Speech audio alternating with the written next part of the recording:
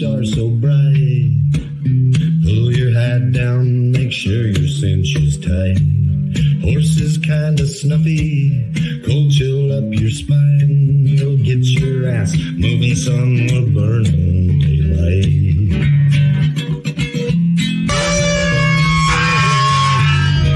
Howdy there, I'm Matt McKinley and we're burning daylight. In the saddle till the job's done right.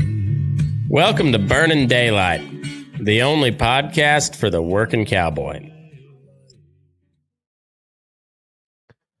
Well, howdy there, daylight burners. Hope you had a good weekend. It was,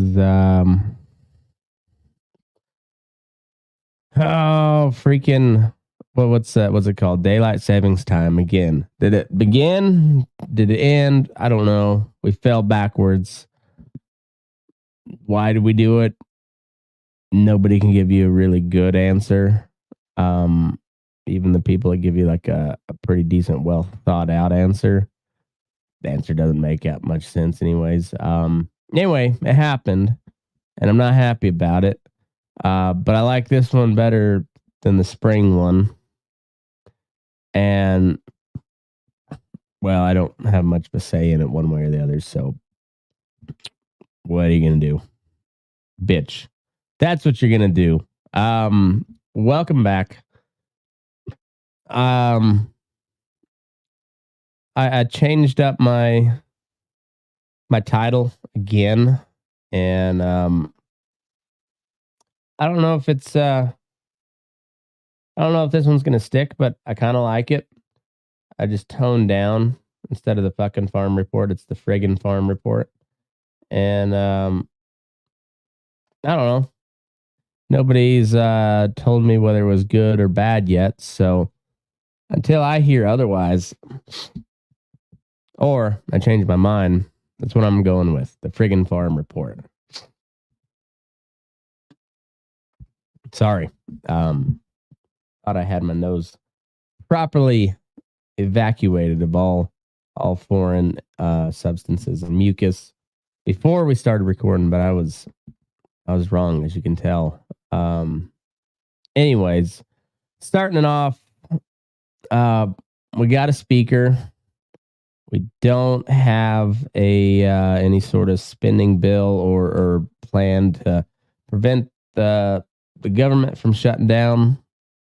Some would say that's a bad thing.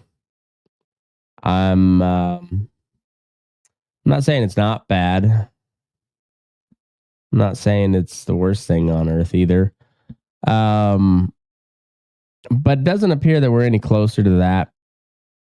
I know that there was, I saw an article here earlier that said there was like 60 GOP members of Congress signed a letter urging the new speaker to focus on the farm bill.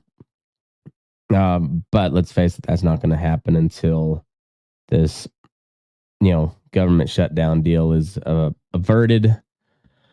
The new speaker. We'll talk. Hopefully, the boys can make it this week for Fence Post Politics, and we'll talk a little bit more about that. Then with this new speaker guy, but in the meantime, I've noticed that. So how did I put? How did I put that? Environmental groups sound a lot like RCAF USA. And I wanted to put this up on the screen. So if you're an audio listener, don't worry, I'll be reading along from an article. This is from The Progressive Magazine. It's written by Rebecca Wolf, who is, what was she? She is a senior food policy analyst for the national advocacy group Food and Water Watch. Food and Water Watch is, we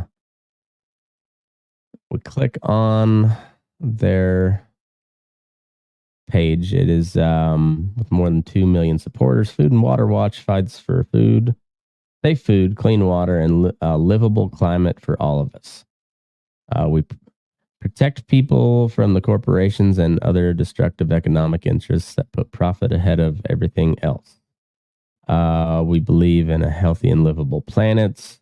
We all deserve a healthy and livable planet. I don't know, the way we treat the earth, I don't know if we deserve that at all. Human dignity.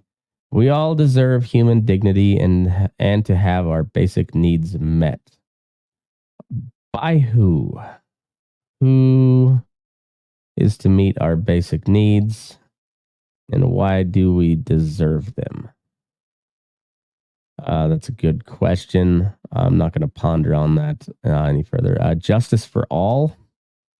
We all deserve justice. People of all races, religions, genders, and sexual orientations deserve fair treatment and equitable opportunities and outcomes.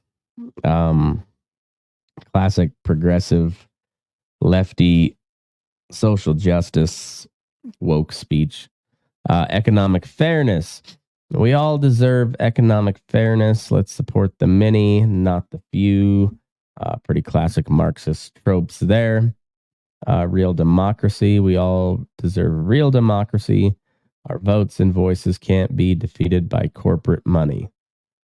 All right, I don't know if we deserve real democracy, because like I said, we've kind of outsourced our caring about how the world runs to a group of senile and crazy perverts, a lot of them.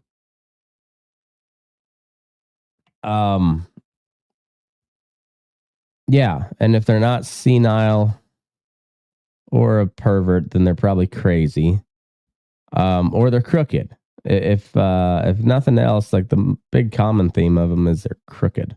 Just about every single one of them. Thomas Massey's cool. Rand Paul's cool. Mike Lee's okay. That's about it. Anyway, so this Rebecca Wolf from Food and Water Watch, she says the United States food system is facing a crisis eerily similar to what we experienced almost 100 years ago. A corporate-dominated marketplace strangled by an elite few that holds farmers and consumers hostage to greed. Does that sound familiar to some advocacy groups and trade associations on the cattle side? It should. And it's a statement that I tend to agree pretty heavily with. So, a crisis eerily similar to what we experienced 100 years ago. A corporate-dominated marketplace. Yep. Strangled by an elite few. Yep. Holds farmers and consumers hostage to greed. Yes. They conveniently left out the government aspect of that, because when they're talking about the corporate dominated marketplace, that's all put in place or made easier to put in place by regulations that are passed by corporate crony members of Congress and staffers and yeah, it's all a good old boys club. Crooked as the day is long. She goes in talking about the first farm bill, which was brought forth during the New Deal, Great Depression era. I believe it was the first. I should have done the research on this, but I believe that the first farm bill was the first time that cattle were classified as a commodity product, as opposed to a non-commodity product, I suppose. I don't know what the actual term would be on that. She says a bad policy. Oh, here we go. Big agriculture has turned the food system into a cash cow for the powerful few by undermining small farmers and encouraging operators to get big or get out. So big agriculture, she says, but that was a U.S. Department of Agriculture secretary. So that Secretary of Agriculture is the one who said that to get big or get out. That was during the 60s, 70s, during the Great Society stuff under LBJ, I believe. Farm Bill began as a seminal New Deal social safety net legislation, has become corporate welfare, plain and simple. And like all other forms of welfare, it has the poor, in this case, the small farmers, all up on that tit. Just try to get a count of every federal program there that you can think of for farming, in particular, like crop farming. Not so much on the livestock end of things, but row crops, grain crops, produce, all that stuff. There is so many different programs. The dairy industry is another one, with price floors and all sorts of weird shit. Corn's another one with the ethanol mandate. And and because of that, you have your average American farmer kind of just at the whims of the federal government, and they've a lot of times maybe they're producing crops that they shouldn't be, but that's what the incentive is there. The incentive is to grow corn, soybeans, whatever the case may be, rice or sugar, depending on the part of the world, the country that you live in, and how much of it they can put in the school lunch program. Then there'll be incentives for you to grow it, and different crop insurance and all the tricks that they use to keep you on your tit. So she says, thankfully, there is substantial political pushback. In a rare case of bipartisanship, support for reining in big ag's power has united the Biden administration and Congress members from both sides of the aisle. And then she kind of loses me after that. A fair farm bill gives sustainable, humane farmers a fair shot by halting new and expanding factory farms. Factory farms are the instrument of big ag's control. A single operation can displace dozens of smaller farms. She doesn't define what a factory farm is. There are at least 1,157 more large factory farms today than when the last farm bill was passed 5 years ago. This is likely an underestimate. In Iowa, home to more than double the number of large factory farms of the next highest state, nearly 90% of the state's hog farms shuttered in the 35 years prior to the 2018 farm bill due to being unable to compete. And so this kind of gets into the crux of what we're dealing with in the cattle markets, but the poultry and the hog markets, they've dealt with it for quite a bit longer, and they're essentially vertically integrated throughout the entire industry. Not a whole lot of chickens or hogs produced by small operators. Most of them are these big confinement operations. Feedlots, I don't know what the percentage of beef that's produced here in the U.S. that goes through a feedlot, but it's a substantial amount. I would bet to say 2/3 or better, if not more, in the 80% range. I don't know. Another something I probably should have looked up. However, that doesn't mean necessarily that some of these confinement facilities are necessarily bad. I think a feedlot makes a lot of sense for a lot of different reasons. I have a hard time with the big hog farms and in particular the big chicken operations. That one it just seems I'm not I'm not big on those. But that being said, I stick with cattle because that's what I know. And I know that the feedlot, the advent of the feedlot and the flaking of corn and all this different research that's gone into nutrition and whatnot on the cattle end of things has really streamlined the process of getting beef out to the world and the United States in particular. What used to take us forever to, it was like 4 or 5 years to get a steer to slaughter weight, and now we're doing it in hopefully less than 18 months. That's the kind of the target goal for most of the stuff, because that's the cutoff for when it can be exported to, say, Japan and the EU and and other countries. That used to, you'd throw Russia in there. I don't think we're doing a whole lot of trading beef with them anymore. I don't know for sure on that, but once again, something I could have looked up, but it was something I thought of on the fly, so I didn't. A fair farm bill cuts the flow of taxpayer dollars towards big ag lobbying. I'm good with that. Check off programs wherein farmers pay into a fund designed to market their agricultural products have funneled billions into bolstering the biggest players. A majority of the roughly $4 billion paid into the dairy checkoff program from 2005 to 2018 promoted export policies that benefited enormous producers but sent milk prices plummeting in volatile international markets. Since 2000, the average dairy farm has managed to turn a profit just twice.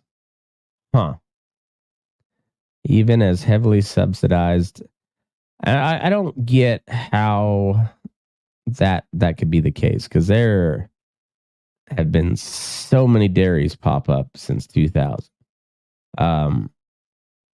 So I don't know about all that.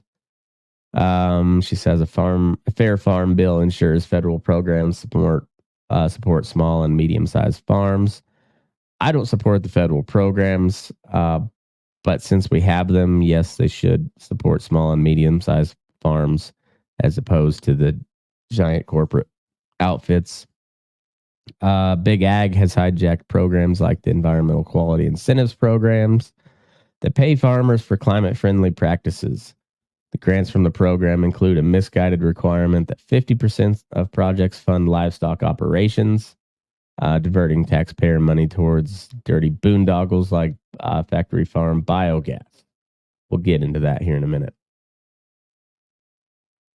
The biggest players win while tens of thousands of smaller farmers are sent packing. Instigating funding caps and removing the livestock requirement can help. She says the first farm bill was crafted to respond to a crisis of corporate consolidation and influence. Today's lawmakers must heed the same call. It's time to pass a fair farm bill for all. So to get into the little bit of my opinion side of this thing, the farm bill is too big. Just like most of the shit that gets passed through Congress anymore. It says one thing, but in reality, it's just this festering, seething, witch's cauldron full of just shit that they stick in there. So you have the food stamp program, you have the crop insurance program, you have the school lunch program, you have all the import export stuff. You have the USDA inspectors from the the produce side of things to the livestock and meat inspection side of things. All of that, and then you have all the farm service agency, all like the CRP programs, all these different crop programs, all these different fencing programs and shit. Most of those come from the farm bill, and it's this just massive boondoggle every 5 years. And it gets bigger every year because to get a bipartisan consensus on it, you have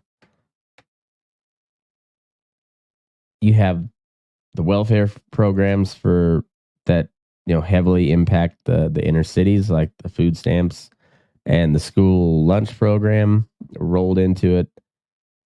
And so then you have competing interests from the farmers and the ranchers and stuff that their views and what they need doesn't match up to the urban side of things. But what's the solution? Throw more money to both sides. That way we can call it bipartisan and we say, hey, we got along. And as we can see, a lot of this shit backfires. And because they're all corrupt and crooked, the big guys get their fair share, more than their fair share, well ahead of everybody else. Excuse me for just a second. All right. So this one is from prospect.org. I found it from, so there's a couple different articles that they all tied in with this first article. It all stemmed from that one chick, Rebecca Wolf, writing about, and she'd wrote several articles about a fair farm bill or whatever. So this is Big Ag opens another vein of public funding. Money from the Climate Smart Commodities Program, designed to reduce agricultural emissions, is going disproportionately to multinationals. The COP27 Climate Summit this past year in Egypt, at the Climate Summit, Secretary of Agriculture Tom Vilsack, he was Secretary of Ag under Obama as well, addressed his role in President Biden's plan to cut U.S. greenhouse emissions in half by 2030. While urging for international cooperation, Vilsack lauded the department's unprecedented green investments to reduce agriculture's substantial carbon footprint. He singled out a signature new program initiated under his tenure, the Partnerships for Climate Smart Commodities. Launched in 2022, the program was set up to provide grants and other funding for sustainable farming practices that keep carbon in the soil, prevent deforestation, and other measures. The price tag, just over $3 billion, was unusually high for a pilot program. That's in quotes. Surpassing the annual budgets of other long-standing conservation programs that, at least theoretically, were supposed to support many of the same farming practices. Our goal is to make sure small and underserved producers reap the benefits of these market opportunities, Vilsack said at COP27. But nearly a year later, top grants have instead been awarded to large corporate interests, including Tyson, JBS, Cargill, and other organizations underwritten by Big Ag. The program is under renewed scrutiny from watchdog groups, which claim the department has provided limited public information about the selection process for applications, the contracts being negotiated with grant recipients, and the criteria for what exactly constitutes climate smart. And so here's our friend. We don't need USDA facilitating a pay-to-pollute carbon scheme that only goes to benefit big operations, said Rebecca Wolf, Senior Policy Director at Food and Water Watch. In the absence of transparency, outside groups have come to view the program as a greenwashing operation to market climate-smart products without actually cutting emissions.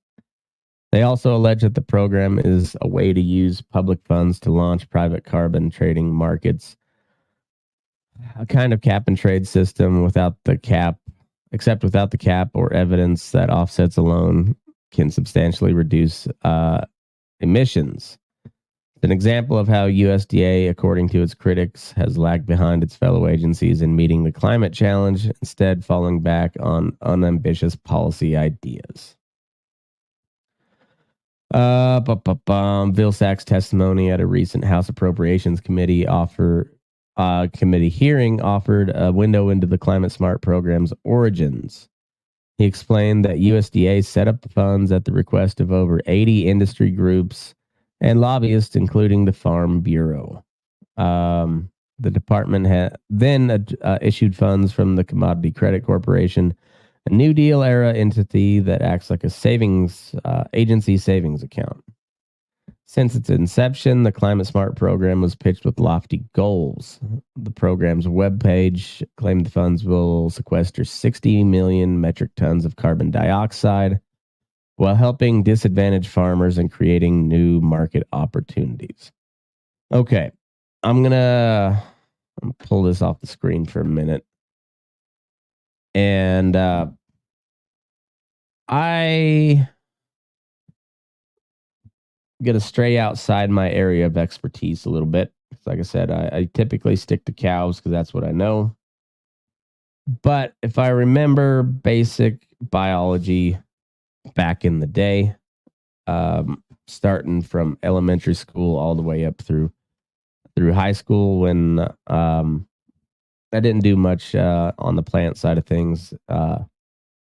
In college, as far as class coursework goes, I did work at a greenhouse in the school farm for a year and a half, maybe something like that.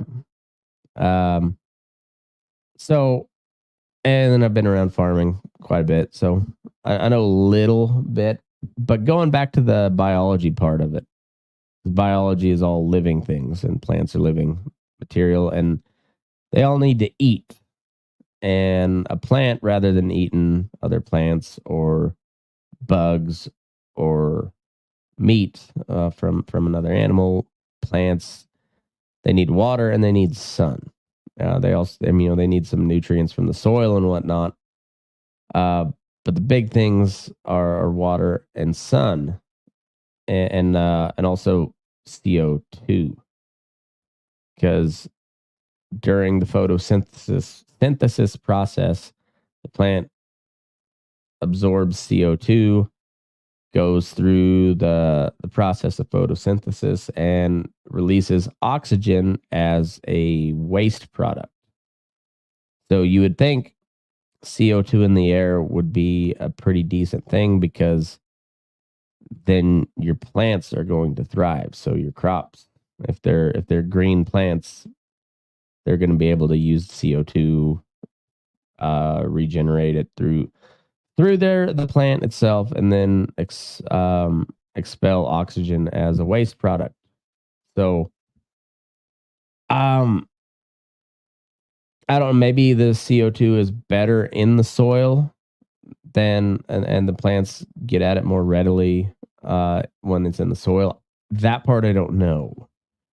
However, it just seems like if you're trying to get rid of carbon dioxide, it seems counterproductive, because plants need carbon dioxide.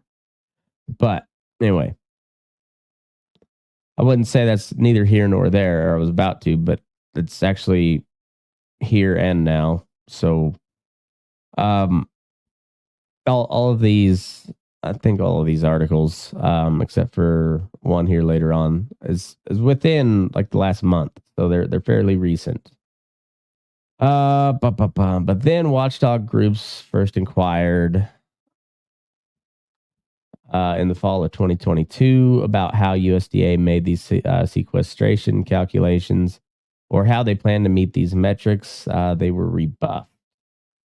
As mandated by the National Environmental Policy Act, USDA had to conduct an environmental assessment of the program before its official rollout in September 2022.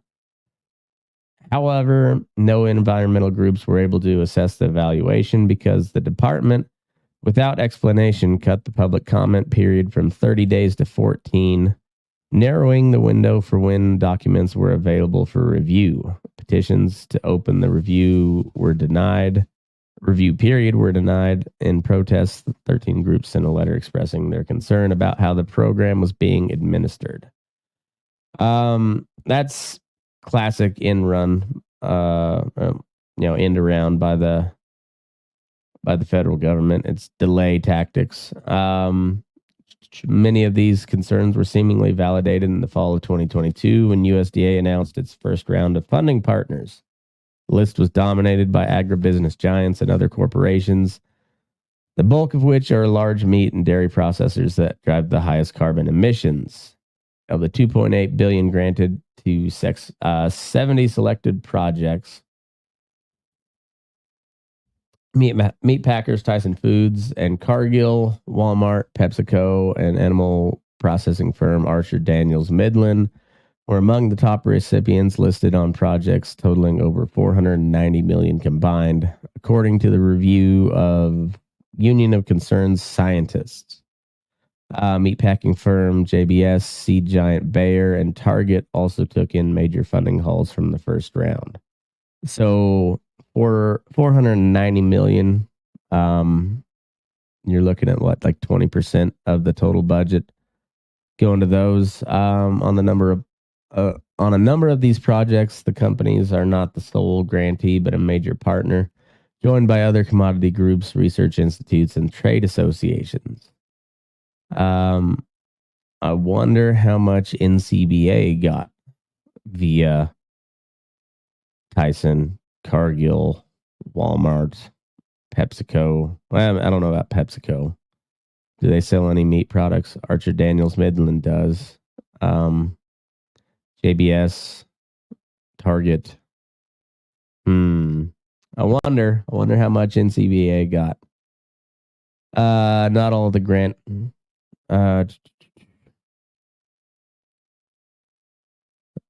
Not all of the grant projects are going to corporations. The second round of funding, while far smaller at around $300 million, sent more money to groups supporting regional and medium-sized farms in ways that could very well be beneficial. Many of these contracts are still being finalized at USDA. All right, so they got some good stuff, but about a third less going there. So a little over a third, huh? Yeah. But in both rounds, the largest projects are lining the pockets of big ag. For example, Tyson is receiving $61 million per its own project. Climate Smart Commodities website at USDA only offers a few sentences describing how that grant will green the company's beef products, one of the leading causes of greenhouse gas emissions in agriculture. That is not true at all. It's like 2.9% of all agriculture. So, yeah, that is not true. Given the current consolidation in agriculture, the companies producing the most emissions can't be left out of an emission reduction scheme, of course, but climate groups criticize the funding selections for giving public dollars to companies that have repeatedly violated federal environmental laws. Tyson, for example, was listed as the second biggest polluter of U.S. waterways from 2010 to 2014 and recently settled several multi-million-dollar fines in Missouri and Alabama for discharging toxic waste from their processing facilities into nearby water supplies. It would be like giving money to ExxonMobil to greenwash their operations without any strings attached, said Chloe Waterman, Senior Program Manager at Friends of the Earth. As USDA sees it, grants to large farming operations can be more efficient for reducing greenhouse gas emissions. We've got to move quickly on climate, and if you want to scale up quickly, part of the advantage to some of these bigger projects is they can spread costs across more landowners and acres. Ag policy advocates are warning the funds may aid companies in promoting their products as climate friendly merely through their participation in the program without actually reducing emissions.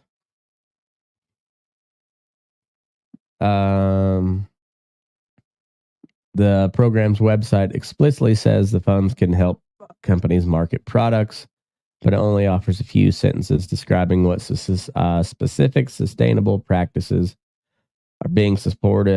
There's a lot of S's there, but it only offers a few sentences describing what specific sustainable practices are being supported by the funding.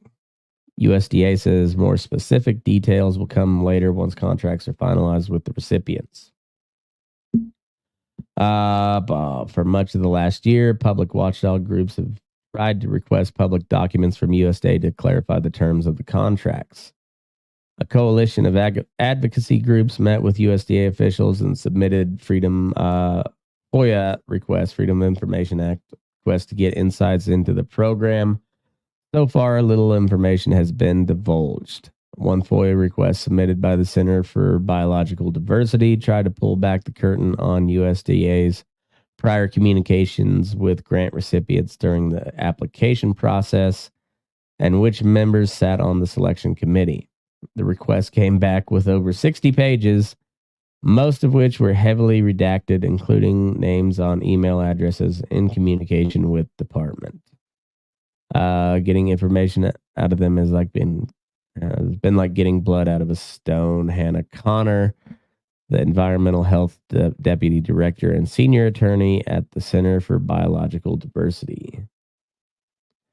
In the absence of clearly defined terms, the department may not be able to effectively enforce the program and hold companies accountable for greenwashing their products with public funds. All of the major meat producers have started selling goods with the climate smart labeling. So that's nice. I wonder how much of that money goes to finance projects overseas, because all those big meat packing companies, they have huge overseas interests. When they talk about multinational, I mean, take JBS for instance. They're kind of the big one. Brazilian owned, and they've got, I think they're the biggest between them and Tyson for the biggest meat companies in the world. And they've got their fingers everywhere. So it makes you wonder how much of this climate smart stuff is used to build, quote unquote, climate smart processing facilities in, say, Mexico or China or Indonesia or, somewhere else. I wouldn't be surprised. I don't have any idea. I don't have any evidence, but I would not be surprised if that was the case. All coming from the Farm Bill / what did they call it? The Inflation Reduction Act, which was really kind of like Green New Deal light, which is all funded by taxpayer dollars. So congratulations. There is a chance that your hard-earned money that you paid somewhat willingly to the government, because, well, they throw you in jail if you don't pay. So you just go ahead and pay it. But there's a chance, and I would say a pretty decent chance, that your money is being used to help build a kill plant in Xinjiang province or whatever. That might be a real place. Probably not. If it was, I'm almost positive I nailed the pronunciation. So you're welcome for that. Another tension between USDA and its detractors involved the extent to which data and funding from the program will be used to launch carbon trading markets for agriculture. So this is interesting. The way this works would be that corporations like Microsoft can purchase offset credits from farmers who sequester carbon in the soil. Farmers receive a payment, and companies get to say they're helping reduce emissions to improve ESG scores and other green branding. So this whole cap and trade carbon credit thing, it's all a sham. Like they said, just so these big companies that pollute a bunch, that use a lot of emissions, they'll buy these credits from any of you farmers that that end up participating in this program, and you'll get a payment because you've put so much CO2 into the ground or whatever, and you've captured all this, and you've done your part well enough, and then some, so much so that Microsoft can say like, "Hey, I'm gonna go ahead and not do anything on my end, except give you some money and say, good job, you're saving the planet. But then I'm going to take the credit for it, and I'm going to market all these new editions of Microsoft. We're going to label them climate smart and friendly, climate smart friendly, smart friendly climate, a climate that is smart and friendly. Microsoft. The problem is that it's nearly impossible to verify how much carbon reduction is really taking place. The verification process may also hand over valuable pharma data to large agribusiness or commodity traders, which can then be used to further consolidate the industry, according to a new report from Friends of the Earth and the Open Markets Institute. I'm pretty sure they've already got that data as it is. So that bell can't be unrung, I don't think. So I don't know what you do about that. Yeah, I could absolutely see how that'd be the case, but also what makes it different than it already is. So it goes on for a little bit longer.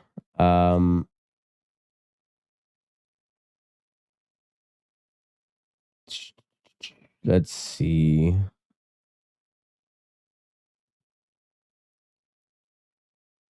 Yeah, so there's not a whole lot else in there, except that they talk about that cap and trade climate or the carbon market deal. And it says there's growing evidence that these markets are not as effective as advertised. While California and Europe have relied on cap and trade policies for years, they at least incorporate restrictions on carbon emissions. So far, the effort to replicate these markets for agriculture has lacked even that basic stick as a counterweight for the carrots offered by USDA.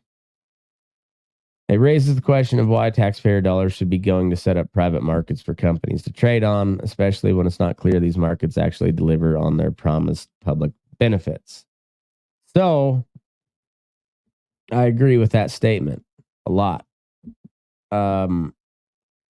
Where me and the author of this article would probably diverge is he's one of the types of guys that say like it'll be better if we just get if we get our guys in government and they will run it the right way. Except they don't. They all bend over for the corporations. They get their sweet vacations. They buy the wife a new car, some shit like that, and yeah, big corporations keep chugging along like nothing happened.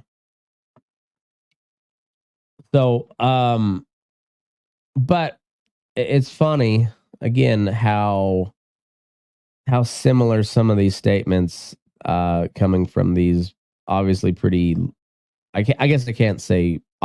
It's pretty obvious to me. I don't know for sure where their political affiliations lie, but I think it's a pretty safe bet to say they're pretty left wing, and they're making a lot of the same arguments as a very conservative right wing group such as RKF USA. So, interesting to say the least. And then kind of to follow up, and so this is from Agriculture Dive. Environmental groups blast USDA for extending climate funding to dairy digesters. So these dairy digesters are, I don't know exactly how it works, but they essentially put a cover over your runoff lagoons, which produce methane because it's all shit water that runs down there. It sits and ferments, and you know, you can see the methane bubbling up from time to time. And what it does is it captures that and somehow refines it to where they're able to use it as fuel. Whether I don't know what exactly they are, but it seems like a pretty good idea. Um, it's those lagoons are put in place. They're they got their liners so they don't leach out into the groundwater. I'm sure they still do some, but they're set up to where they don't do that, and it's probably, and like in our case, where so it doesn't run off into the river, which is probably a good thing. You don't shit where you eat, you don't shit where you drink, and that river's a source, it's a lifeline for a lot of people. So yeah, you keep it as clean as you can, and that means not just dumping a bunch of cow shit in the river continually. So it makes sense to have those lagoons, and then I think it's fairly well established that like methane escaping into the atmosphere is probably not a great thing. I don't know the science behind it exactly, but I that one I can get my head behind. Like, yeah, it seems right. Probably not a great thing. So these digesters, not only do they help solve that problem from the cattle side of things, dairy, feedlot, but they also capture a usable product. Seems like a win-win. But this is where the environmental groups will diverge from RCAF, and because now they're it's these big dairies and feedlots they're big corporate owned outfits that are putting in these digesters, and they don't like that because factory farms or something. And you're just like, man, I don't know if you're bought into this whole climate thing that we've got to take action to stop the earth from you know Epstein and us down the road. This seems like a good step because people are still gonna eat beef and drink milk and eat cheese and all that good stuff. So in the meantime, like while you're figuring out how you're gonna take us away from this, method of agriculture, people got to eat still. So this seems like a pretty good solution in the meantime. If it works, and it does, from what I've heard, it actually does work. Captures methane, and they're able to convert it to a usable source. I mean, that it just seems like it almost seems too good to be true. And I guess, I mean, if this funding that's already been approved and voted on and all that good shit, so it's already there, but it's meant to lower emissions. I don't see why the big outfits shouldn't get their shot at it too. If it's all publicly available funding for this, and it's there to address a concern, and it seems like it definitely does that. I don't know environmental groups though, because they think it's gonna lead to even more of these so-called factory farms, and that might be the case. I don't know. But in the meantime, we already have these big dairies and big feedlots, and they're already using these digesters. That seems like a good thing if it's getting rid of the methane from from being released into the atmosphere, and actually being able to use it for something productive. Seems like an okay thing to me, but apparently not for these tree huggers. But what are you gonna do? I'll tell you what you're not gonna do is please those fuckers. That's for sure. And then, kind of to wrap up on this particular it's kind of the bulk of this show, but it all does kind of play in. Bayer and Danon, Dan1. I don't know how you say it. DANONE joined over 130 companies to urge decarbonization ahead of COP28.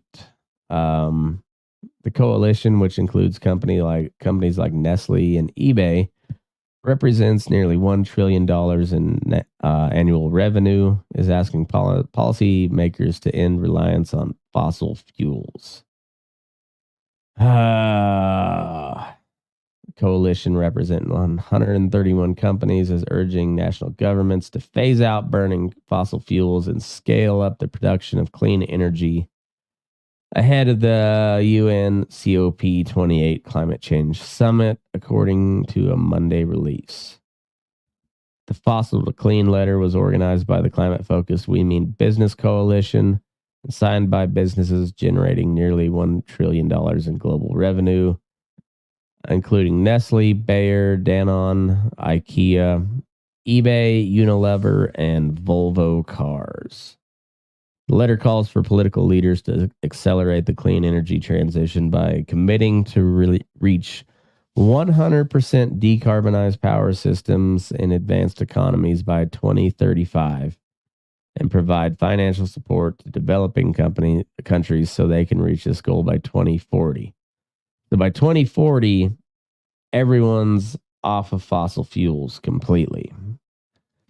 So what is that, 16 years? Essentially, we're coming up on 2024 pretty fast. So we'll call it 16 years.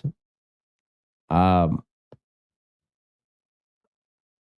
I just seeing this wrong? Where like I figure like I'm a pretty smart guy, but like I shouldn't be deciding energy policy for the United States. I shouldn't be deciding energy policy for the state of Nevada, probably not even for my own county. But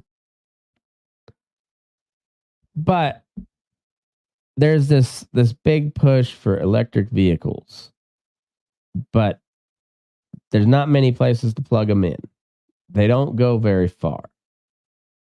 I like the idea of electric cars in cities, particularly if they're being charged on nuclear energy, which seems like a pretty useful thing if you're worried about emissions. It seems like nuclear is a good place to turn, but then again, maybe it's not. I don't know, but to me, it seems like a pretty decent idea. Talk to my dad; he would totally disagree, and he's got pretty good reason to.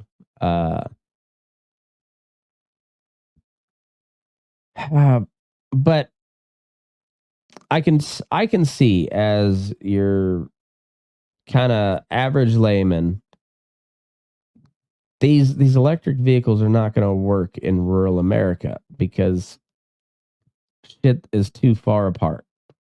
And then even if they do find a way to make these pickups, and eventually they probably will, like they'll make a electric pickup that can go 500 miles or whatever, and charges in a handful of minutes or whatever.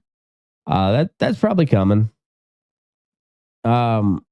But doesn't take into effect all of the cobalt and the lithium and shit that's used to make the batteries for that car. That all gets dug up in open pit mines or dug out of the ground by child slaves in Africa. So like that's not good. I wouldn't think. I'm okay with mining for the most part. However, open pit mines are a real eyesore, and seems like overall probably not great for the earth. But yeah, it seems like a little hole punched into the ground to suck up some oil makes a lot more sense than a bunch of child slaves in Africa or open pit mines to make these batteries for electric cars that are really not ready for prime time. Like there's still a lot of bugs being worked out on these things. And I'm not saying they're not good cars. It seems like those Teslas are pretty freaking cool. However, the whole thing, and this is just one aspect of the economy, and that's just the vehicle sector. But that's like one of the big pushes they're making, and it's just not ready.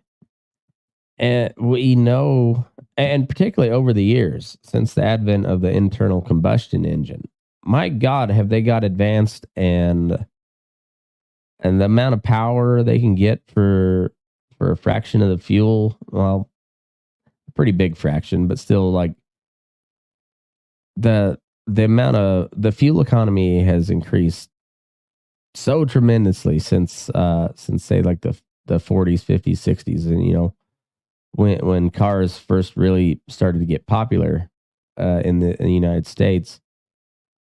Yeah, compared to back then, a gas engine nowadays is like it's not even in the same sport. It's crazy how advanced they are. And then with I never understood why like Priuses, all those hybrid vehicles looked so gay. It's like they were purposely trying to get people to not buy them and to make fun of them.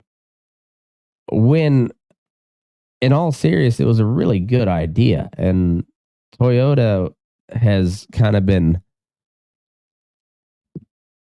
I don't know what exactly, but they've been like screaming at the top of their lungs. They're like, "Hey, we could do a lot more with hybrids instead of going full electric vehicles until they're ready." He's like, "We can make 8 hybrid vehicles with the same amount of lithium and whatnot that it would take to make one fully electric vehicle. So why don't we work on that? You're going to be reducing your emissions, using less lithium and less oil, which seems like a good thing." I guess eventually, if everybody's driving hybrids, the lithium consumption is going to go way up. But you're gonna be burning a lot less oil because they're hybrids. They get a lot better gas mileage. And like I said, with all these things, as the more advanced they get, like it took Elon Musk to be like, "Hey, electric car doesn't have to look fucking stupid. Like they can look kind of cool. They can actually be cool. Why don't we show people how they actually are cool?" And if you talk to some of your mechanic, like your nerdy mechanic friends, they'll tell you. Like my cousin Robbie, he was telling me about how it's just instant power to all 4 wheels at the same time. So like you don't build power like you do with a combustion engine. It's just instant power, but also like once the juice is gone, it's done. And yeah, it's an amazing technological advancement, but I think it has its time and its place, and the time is somewhere in the future, and the place is probably going to be in your major metro centers as opposed to rural America. Because as far as I know, they haven't made an electric tractor yet, and if they do, boy, that'll make farming really gay. You have those old fucks in overalls, talking shit about whose GPS driven robot is better. It'll be strange, but you got to think someday, probably sooner than we think, that might actually happen. Anyways, but all these big companies want them to get off of fossil fuels completely by 2040, and that includes the developing world by 2040. But like all the major economies, like what we consider the first world and second world, even they want them off by 2035. And I don't get the end game here. I don't understand it. But anyhow, it's interesting. So that wraps up the farm bill, climate spending, all that nonsense. We'll move on to another gay subject, and that's plant-based stuff. This is also from Agriculture Dive. Um, Consumers want the plant back in plant-based, says a report. Companies will use more ingredients like mushrooms, walnuts, tempeh, and legumes in place of complex meat alternatives in 2024, Whole Foods predicts. So, um, this kind of makes sense to me, and I'll explain. I'll give a little analysis after. But Whole Foods forecasted a trend of more companies putting plant back in plant-based products. The grocer announced earlier this month with their 2024 predictions report. With a focus on protein content, more plant-based products are using ingredients like mushrooms, walnuts, tempeh, legumes in place of complex meat alternatives. Plant-based milks are also following suit, as well as some brands pump out products with just two ingredients. Plant-based category has faced criticism in recent years, with many consumers growing confused about what classifies a product to be plant-based and whether or not it is healthy. Leaders in the plant-based category like Beyond Meat and Impossible Foods have run with the strategy of creating a product that mimics the real thing. However, their recent sales have shown that the strategy may be losing steam with consumers. Mostly because it tastes like ass. Beyond Meat, for example, saw its revenue plummet by almost a third last quarter, and the company said there was a considerable gap between the strong health credentials of our products and a broader colored narrative that is now afoot, and this gap appears to have widened. So they're saying it's still a very healthy product, but nobody believes them. Well, for good reason. The second ingredient listed in El Segundo, California-based company's popular Beyond Beef patty is expeller pressed canola oil, which contains trans fat and have been linked to health problems. Trans fat that have been linked to health problems. The product also contains pea protein, rice protein, natural flavors, potato starch, and sunflower lecithin. The Impossible Burger starts with soy protein concentrate and has other ingredients like inflammatory sunflower oil and modified food starch. According to the Whole Foods report, an increasing amount of shoppers are looking for recognizable ingredients in the items they buy, which they were trying to turn the hippies into a bunch of fat fucks, and it didn't work, because if there's one thing the hippies are good at is just buying like simple food ingredients. Like they eat pretty clean for the most part. So it's not really a huge shocker that a bunch of processed veggie goo shit didn't go over well with the natural organic hippie types that tend to be the vegetarians and the vegans. Let's see. Actual Veggie is another group. Brands like Actual Veggies and Meaties sell products that align with this trend, according to the report. Because it says an increasing amount of shoppers are, yeah. All right. Actual Veggies Green Burger features ingredients like broccoli, kale, yellow onion, white bean, and oats, while having a relatively high protein content. And Meaty's carne asada steaks uses ingredients like mushroom root, salt, and fruit juice for color. And then there's like almond milk and whatnot. They started taking all the bullshit out of that too. So it's just walnuts or almonds in water. So, oddly enough, not milk at all. Not milk at all. Can you imagine if there were tits on an almond? Like, would they be hard? Would you have to have like a beaver, like a baby beaver to suck on an almond nipple? I'm not sure how that works. But also going right along with that article, this was from I guess it was within the last month, but from studyfinds.org. Can masculine marketing boost men's interest in vegan food? It's out of Würzburg, Germany. All the good stuff comes from Germany, don't you know? We've heard it all before. Eating plant-based meals is not only healthier for us, but also beneficial for the planet. Yet the age-old perception associates meat eating with masculinity, making it challenging for some men to embrace veganism or even vegetarianism.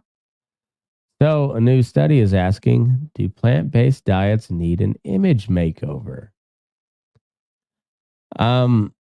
It's funny, they never take into account that meat just tastes good, and it's also very good for you. Which has nothing to do with the masculinity part of it. It's just like, I like it because it tastes good, and seems to be pretty good for me. Gender stereotypes often label vegan diets as more suitable for women, leaving men out of the picture. The new study probes the potential of marketing to bridge this gap. Well, it's more suitable for women because this whole vegan vegetarian fad is being driven by upper middle class suburban moms.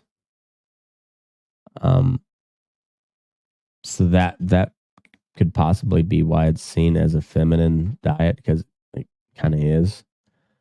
Men might be less inclined to consume vegan food due to the need to perform gender, says study lead author Alma Schultz, who performed the research at the University of Würzburg and is now studying at Stockholm University. However, with vegan food being framed in a masculine way, men might feel less resistance and become more likely to consume it. So they're gonna like start making Navy SEAL movies, but they're all vegan Navy SEALs. And like they keep losing the gunfight because before they shoot somebody, they have to let them know that, hey, we're vegan Navy SEALs and we're brave and strong because of it. And then they shoot them, but because they're too busy explaining that there are in fact vegans, they get shot first because, you know, you can't be vegan without letting everybody know at all times that you are indeed a vegan. The deep-rooted cultural ties link meat consumption with qualities like strength and masculinity. Simultaneously, plant-based meals are often considered less fitting for men. Gender-based view on food choices changing slowly, with recent surveys noting an increased acceptance of vegetarianism among men. However, researchers say the concern about reinforcing their gender identity through consumer choices makes men's meat consumption still dominant. Here's the thing with like the vegan and vegetarian diet. Nobody else eats it. So it's like the same thing with the transgender deal. They're like, okay, you're a dude now. Okay. Well, tomorrow you're going to be a woman, though. I don't understand this anymore, and I'm not going to play along. So I'm going to call you what I know you as, and if you get pissed off, fine. It's like trying to, like your kids at some point, you know, like, oh, do you want this or this? And like, I want chocolate chip pancakes. And like, that wasn't an option. Okay, well now you're eating this because you need to eat and you're not eating a bunch of bullshit. It's like, you know, you just don't invite the vegan to your cookout because you're like, I don't even know what to buy. Like, do I buy the veggie burger or do I like just throw a bunch of mushrooms on the grill for them? I don't know. And you're just like, either way, it's not going to be acceptable because vegans are a persnickety bunch, and they're going to find a way to bitch about it. So you just don't invite them, and then you don't have to worry about it. And then you're like, okay, do you want it medium or medium rare? Doesn't matter because I'm cooking it medium rare. And it is not masculinity's. No, maybe you just stop being so annoying with your stupid diet and recognize that like you're in the minority. So if you're not going to eat what somebody else is going to cook for you, bring your own goddamn food or show up after the food's done. I guess I don't know. Fucking stupid conversation to be having. There was I got an article here about some child labor stuff in California, but take a guess what industry they were in. You chose poultry. You're a genius. Meat packing in general, but I don't know. It didn't say what ethnicity the kids were, but probably my guess would be Honduran or Guatemalan. Who knows? Might be some sort of Asian. I don't know. But apparently they had them on the assembly or on the, they had them working with knives and shit, and they were all under the age of 16. So 16, I think, is a fine age for a kid to go out and get a job. I think it's say 10, 11, 12 is a fine age for a kid to learn how to handle a knife if he's going to be cutting up meat. 14 is not an appropriate age for a kid to be on the disassembly line with a conveyor belt and a knife. Like, that's a grown-up job. Like, go finish school and then, maybe come back to that job if you have to, but anyways, I'm not going to go too much in on the child labor stuff. I'll do some more on that maybe next week. So this one is China signs purchase agreements for U.S. farm goods worth billions of dollars. And of course, Cargill, Bunge, and ADM were among companies involved in 11 deals at a formal signing ceremony, the first between the two countries since 2017. Sounds like this deal was a lot of soybeans, so the Midwest guys will be happy about that. Trade with China, I generally think, is a good thing, as opposed to a potential war. And while I don't like being reliant on China for so much stuff, it's probably a good thing that we do trade a lot of shit, because otherwise we might have already been at war with them. China definitely doesn't want a war with us because they are the biggest importer of agricultural goods and fertilizer and shit, but also just food in general. They import a ton of it.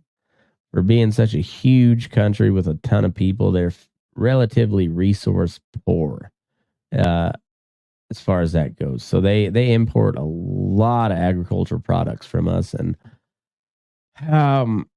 depending on what your thoughts on China are, I don't know. Overall, I think this is probably a good thing.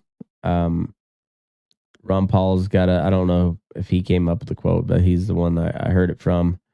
It says, where goods cross borders, armies don't. And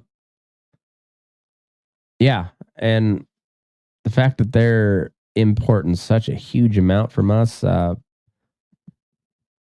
they're going to be screwed if it comes to a war and we just completely shut them off. So yeah, I think it's probably a good thing. Did the average small farmer get fucked over in it? Oh, absolutely. Wouldn't doubt it. Not even for a little bit. But all in all, though, I mean, like I said, trade's good. It better than the alternative, I guess.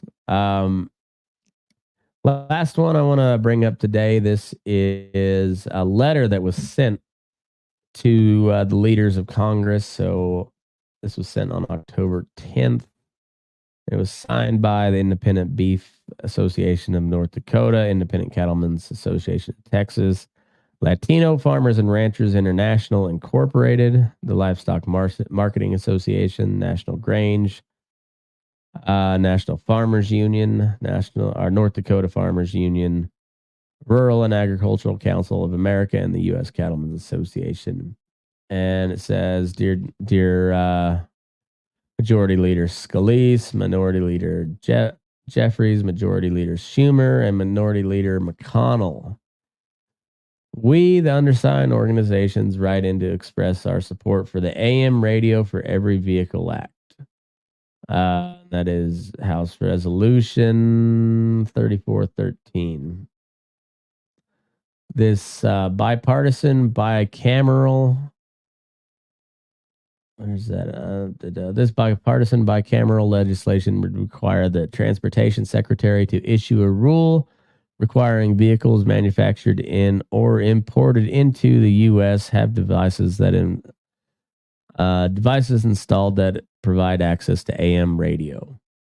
It would also, among other things, ensure that AM stations are conspicuous to the driver in the dash and require motor vehicles that do not include AM radio in the interim period between enactment and prior to the Transportation Secretary issuing the new rule to be clearly labeled as such to consumers. AM radio is an essential communications medium in rural America. Local news, whether sports reporters, are recognized as respected sources for information that affects the lives of millions of rural residents. Commodity market reports are called into local radio stations every day across the country, and well-known agricultural broadcasters remain a trusted source for valuable market reporting and updates. There are more than 4,470 licensed AM stations. How many more than 4,470 are there? AM stations across the country, with over a third of those stations broadcasting in this type of agricultural programming. More than 40% of the radio listeners are tuning in from their cars or trucks. AM radio is also able to carry a strong signal over significant distances up to 700 miles, even during catastrophic weather events. The Federal Emergency FEMA. Federal Emergency Management Agency's system relies on AM broadcast to deliver critical public safety information in the event of a public safety or national security emergency. When the power goes out in rural America and cell phone networks are down, households are still able to access that emergency information through their car radio. Whether it be the routine or the unexpected, U.S. farmers and ranchers rely on the information transmitted through AM radio to make decisions that affect their everyday lives. The undersigned organizations urge Congress to prevent rural communities from losing access to their favorite local programming, ensuring that AM radio continues to be a free standard feature in all vehicles. This is a dumb proposal. You have a way bigger problem with your rural radio stations going under as opposed to running out of AM radios in vehicles. If you like the AM radio so much, keep your vehicle that has the AM radio, or you can buy aftermarket stuff. That's a thing as well. I've been in those parts of the country where the only thing that comes in is AM radio, and I'm glad it's there. But also, making it mandatory for the auto manufacturers to have AM radio on, in a vehicle is not going to save rural America and AM radio. Like, that's not, it's not how it is. I mean, like, I don't even know how radio's still alive anymore. Like, I guess there's people that listen still. There must be, because they're still on the air, but it goes the same way of every other industry. It's like bigger and bigger companies buy up all these local radio stations, and they lump them under whatever broadcasting company, and then they change their format and their guidelines, and like that's a far bigger problem to me when it comes to this issue of AM radio than it is making it mandatory to put it in the car. And also, you're asking them to make a rule.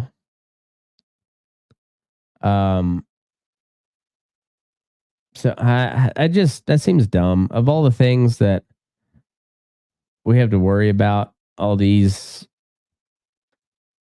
organizations here, the independent beef associations, the U.S. Cattlemen's, National Grange, farmers unions. I don't like. Why are you even wasting your time on this? I don't understand it. Seems really like a waste of time. But what do I know? I guess they gotta justify their job some way or another.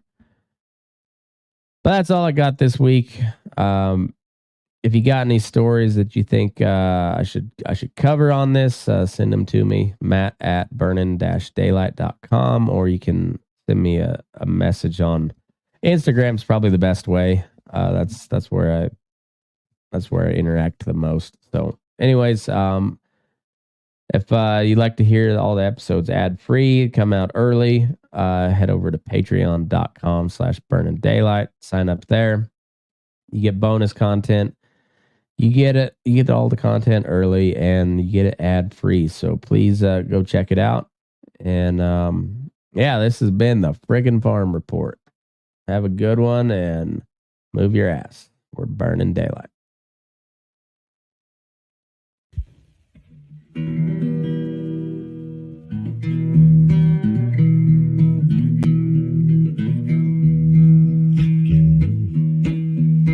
Your eyes up in the morning beneath the stars so bright. Pull your hat down, make sure your cinch is tight. Horse is kinda snuffy, cold chill up your spine. We'll get your ass moving, son, we're burning daylight. Burning daylight. Burning daylight. In the saddle till the job's done right.